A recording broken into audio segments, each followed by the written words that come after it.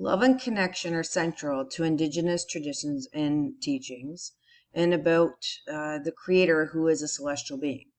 How North America was founded on the back of a turtle and muskrat that sacrificed their lives. Their lessons are conveyed through tales handed down from generation to generation. They teach about culture and values, how everything has a purpose, and we must be thankful and express our gratitude for everything the Creator has given us, including insects and tree roots, all the resources the plants provide for our sustenance. Their worldview and approach to problem solving are holistic and spiritual. Indigenous culture is deeply rooted in a relationship with the earth.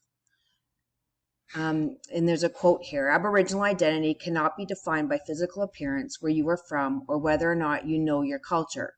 Someone stated this on the podcast, The Complexities of Being Indigenous.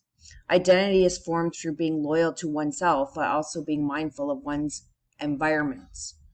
Lou Natalia Glover expands on this, stating that before colonization, Indigenous identities had always been rooted in place and the original people of place. And this is why you'll see in the middle I have the island, North America, or Turtle Island, as you will. And in the middle there, that's a thumbprint, and that just is identifying, well, the meaning is about identity, and that identity isn't so much about the fingerprint versus where you are within this land. Indigenous communities worldwide have used storytelling to pass on their customs and beliefs for thousands of years. Most Indigenous peoples' knowledge is transmitted through oral traditions, and stories play a significant role. Storytelling helps individuals and groups feel more connected to their time and place and one another. Additionally, stories are used to teach history, cultural norms, and spiritual beliefs. Storytelling seems to be deeply rooted in relationships and connection to place. Like in the story, Vensicle tells us about the three sisters and why corn, beans, and squash are grown together. The eagle was shown to be their leader. To all the birds, from the smallest to the largest, we send our joyful greetings and thanks. This is in the Thanksgiving address. I chose the eagle to represent my piece of art, as the eagle is the leader to many nations.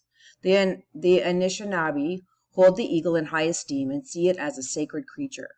Their culture believes these stunning birds are the conduit between humans and their spiritual leader.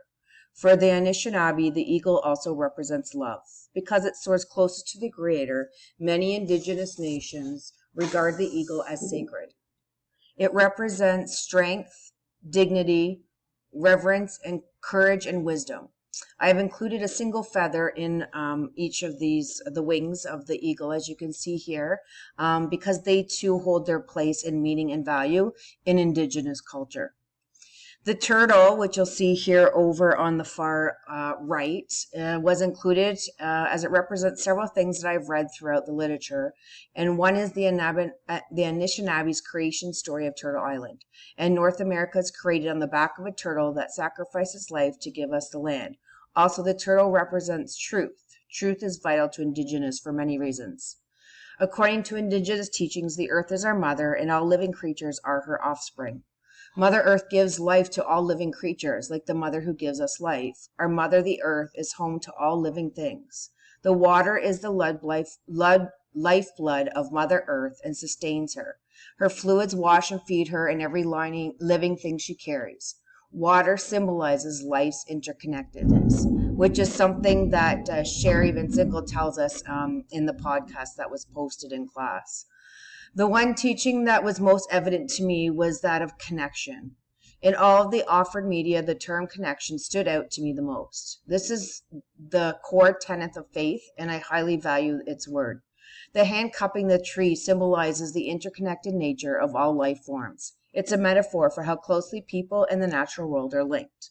For this reason, I have incorporated Mother Earth, land, which is also identity, the eagle, feather, tree, turtle, and storytelling into my artwork to depict the themes that I believe are most prominent.